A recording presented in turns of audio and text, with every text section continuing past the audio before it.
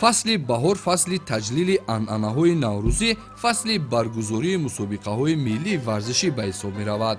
در فصل بهار تل و تپه‌ها سرسبز گشته برای گذراندن مسابقه‌های گوناگون ورزشی از جمله گشتین ملی گشتینگیری شرایط فراهم می‌آورد. اینک تجلیل جشن بین‌المللی نوروز در سراسر کشور ادامه دارد و به این خاطر در جماعت دهات دوستی نوحه عبدالرحمن جامی در دل کوه‌ها با اشتراک وسیع نورسان و جوانان به خاطر ارج گذاشتن و مقام بین‌المللی کسب نمودن گشتین ملی، مسابقه گشتین ملی گشتینگیری میان پهلوانان راه اندازی شد.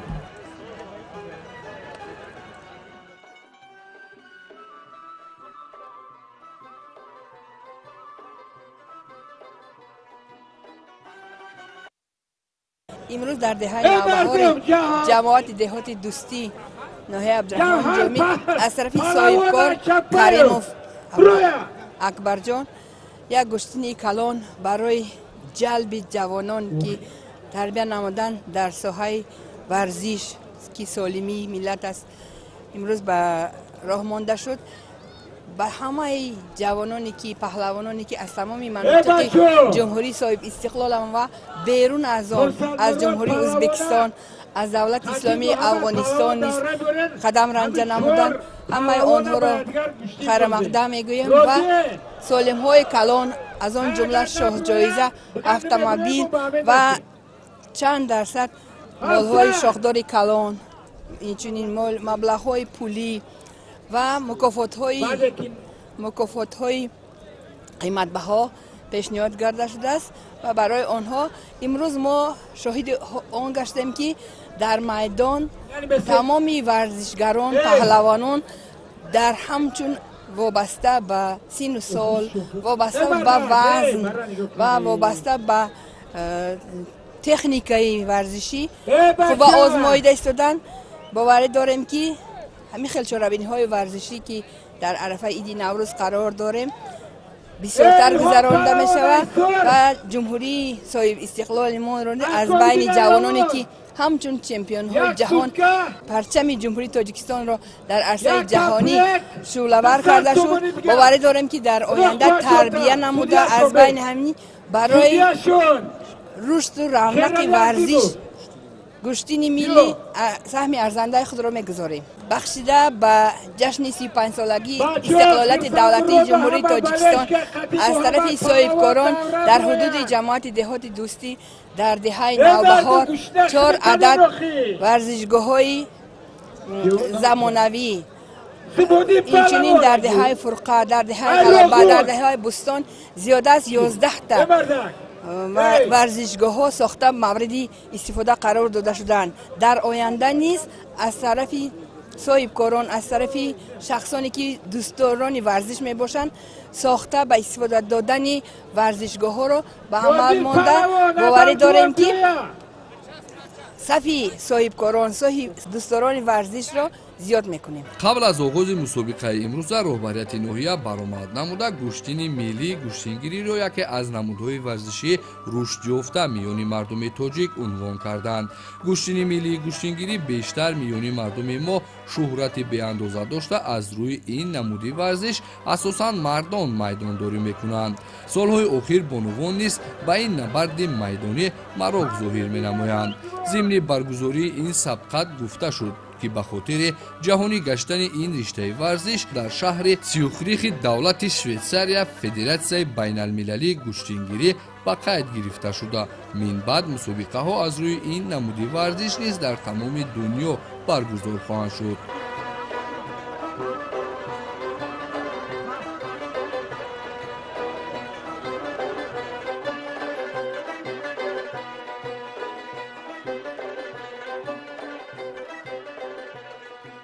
مسئولات اعلام نوروزی بین المللی در جمهوری تاجیکستان برگزار می‌گردد. طبق نقشه چاره‌بینی مقامات اجرایی حکومت دولتی نوحه عبدالرحمن جامی چاره‌بینی گشتین برگزار می‌گردد.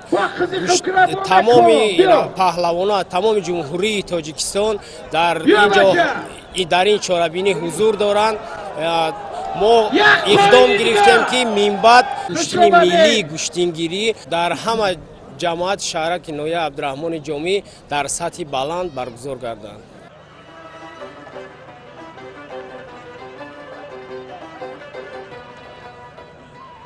яке аз бартарияти ин риштаи варзиш миёни сокинон дар он аст ки барои баргузории мусобиқаҳои анъанавӣ бо иштироки васеъи варзишгарону мухлисон сохтумон ва ё бунёди толору майдонҳо зарурат надорад ва ташкилу роҳандозии он дар як гӯшаи ватани азизамон имконпазир аст.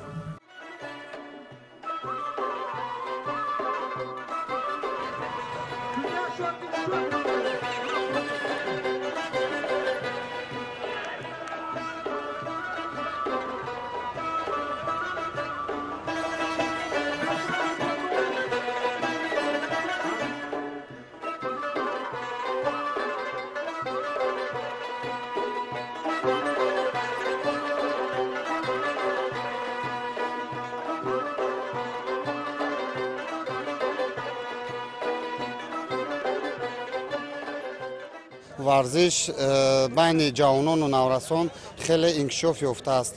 ҳамарӯза тибқи нақшачорабиниҳои бахшкор бо ҷавонон дар ноҳия ҳаст. ҳама намуди варзиш қариб ки истифода бурда озмоӣ менамоянд. аз ҷумла футболи байни деҳа ба деҳа, волейбол байни духтарону наврасон рафта истодааст. мақсади асосии мо ҷавонон тарзи ҳаёти солим мебошад. дар ҷумҳурии тоҷикистон гӯштини миллӣ асосан дар оғози фасли баҳор ва таҷлили ҷашни наврӯз баргузор мегардад ва бо дастуру супоришҳои асосгузори сулҳу ваҳдати миллӣ пешвои миллат президенти ҷумҳурии тоҷикистон муҳтарам эмомалӣ раҳмон ин қабил мусобиқаҳо дар арафаи ҳар як иду ҷашнҳои миллӣ бахусус ҷашни наврӯз, ваҳдати миллӣ, истиқлолияти давлатии ҷумҳурии тоҷикистон ва дигар иду ҷашнҳо дар гӯшаву канори мамлакат баргузор карда мешаванд. барои ташкил ва гузарондани чунин мусобиқаҳо дар баробари мақомоти маҳал соҳибкорон низ ҳавасманданд ва аз худ ташаббус нишон дода кӯшиш мекунанд ки паҳлавононро аз нигоҳи моддӣ дастгирӣ намоянд ва онҳоро рӯҳбаланд намоянд.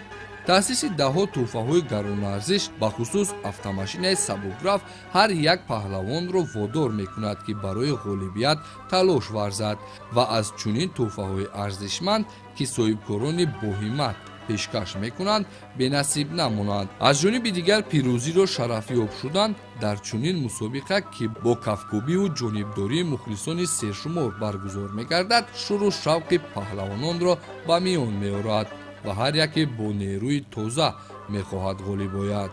зимнан мутахассисон иброз медоранд ки маҳбубият касб кардани ин навъи гӯштин миёни мардум омилҳои гуногун дорад ки ҳар яки он барои рушди инкишоф ва ҷалби наврасону ҷавонон ба тарзи ҳаёти солим мусоидат менамояд. солҳои охир баҳри ба танзим даровардани маъракаҳои гӯштингирӣ дар гӯшаву канори тоҷикистон аз ҷониби федератсияи гӯштини миллии гӯштингирӣ ба ин риштаи варзиш як қатор тағйирот ворид гардида мусобиқаҳо асосан аз рӯи синни сол, сари либоси махсуси варзишӣ ва ҳамзамон аз рӯи вазнҳо бо риояи қоидаҳои муқаррар гардида роҳандозӣ мешавад.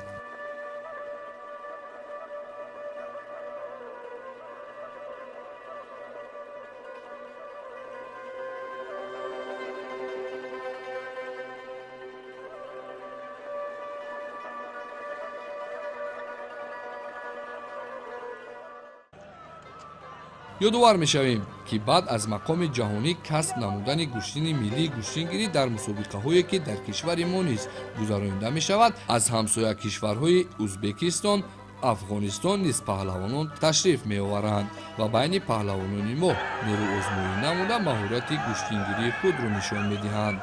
паҳлавони ӯзбекистонӣ бо номи зоҳид паҳлавон дар чандин мусобиқаҳои кишвари мо ширкати фаъолона дошт ва дар имрӯза мусобиқа низ маҳорати хуби гӯштингирӣ нишон дод. тоҷикону ӯзбекон аз азал ду миллати бо ҳам дӯсту бародар буданд. имрӯз дар мустаҳкам гардидани муносибатҳои дӯстонаи ин ду миллат нақши президенти ҷумҳурии тоҷикистон муҳтарам эмомалӣ раҳмон ва президенти ҷумҳурии ӯзбекистон муҳтарам шавкат мирзиёев баръало мушоҳида мегардад, ки чандин маротиба паҳлавонони тоҷикистон дар мусобиқаҳои гуногуни варзишӣ дар ҷумҳурии ӯзбекистон ширкат намуданд. тавассути баргузории чунин мусобиқаҳо дӯстиву рафоқати мо боз ҳам зиёд мегардад. бояд гуфт ки аҷдодони нерӯманди мо дар масири тарих дар рафти дигар мусобиқаҳои варзишӣ ба гӯштингирӣ таваҷҷӯҳи махсус зоҳир карда, бештар дар оғози фасли баҳору бедоршавии табиат бо таҷлил аз ҷашни наврӯз дар дашту даман миёни ҳам нерӯозмоӣ карда, онро василаи хуби обу тоби бадан, таҳкими дӯстӣ ва интихоби тарзи ҳаёти солим медонистанд. дар мусобиқаи имрӯза низ байни паҳлавонони синни болоӣ то дербоз рақобат идома ёфт.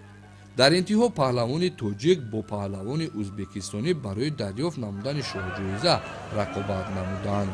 бо осеб бардоштани паҳлавони тоҷик, шоҳҷоизаи мусобиқа насиби паҳлавони ӯзбекистонӣ гашт.